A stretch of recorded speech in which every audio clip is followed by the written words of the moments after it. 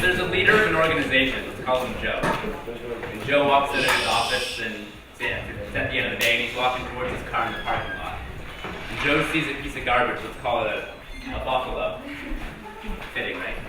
And he walks out of his way, picks up the buffalo, walks further out of his way, and throws it out.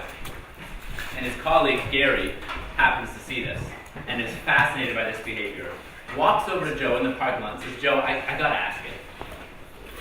Joe says, of course. He said, did you pick up that piece of garbage because you're the leader? Or are you the leader because you picked up that piece of garbage? See that difference? Is leadership a title or is leadership a character? And do you act like the title because of the title? Or did you get the title because you have the character? So that's what I'm here to talk about today. I'm here to talk about leadership, the positive impact we can all have in the lives of others, and finally why we're here at camp. What's the purpose of camp? But this place has allowed me to grow. This place has allowed me to step into who I've become, and I would assume that it's allowed that for a lot of you in this room. That I have a stutter, that I've overcome the stutter, and now I do public speaking as a career, so it's sort of fun to speak about the fact that I have a stutter. And more so, I had a fear of public speaking. And I believe that fear are false expectations appearing real. So again, fear is false expectations appearing real.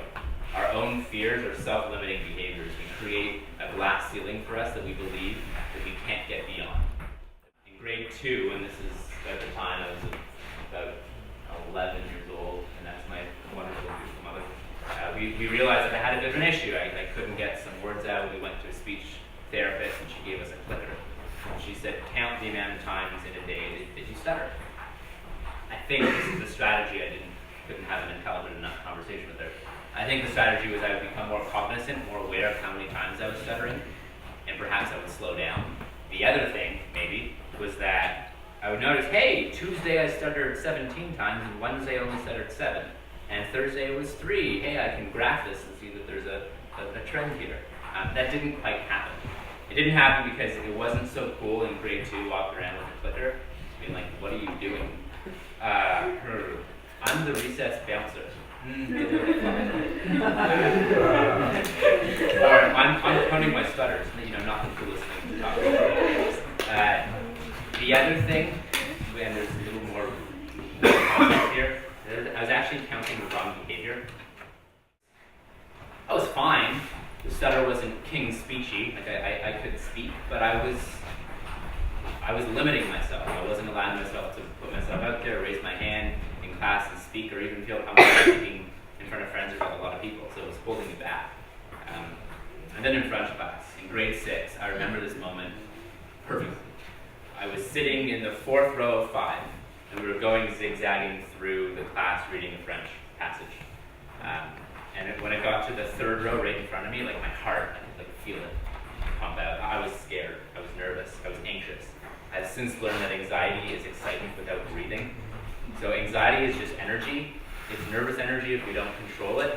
And it can actually be positive energy and excitement if we breathe and control it.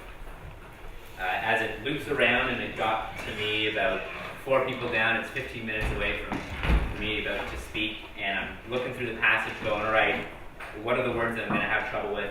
And I often have trouble with words that have a very harsh sound to start with, and that was a bit of a stutter there. But anyway, you're not aware of it, I am. And it got to me, and I was speaking, and I could hear my own voice. I could hear it a lot here, and I could hear it a lot here.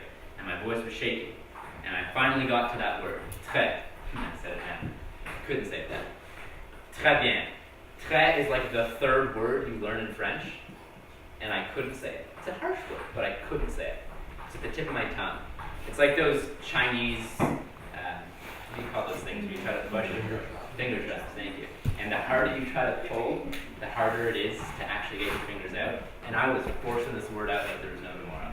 And after about 7 seconds, my French teacher finally says, Stephen, what's the matter? And I look up, look back down to the page, and I try to force it out once more, and it just didn't happen. And I finally said, I can't pronounce the word. And she didn't know I had a stutter. I had a stutter. And she looked at me and said, next, totally past me. And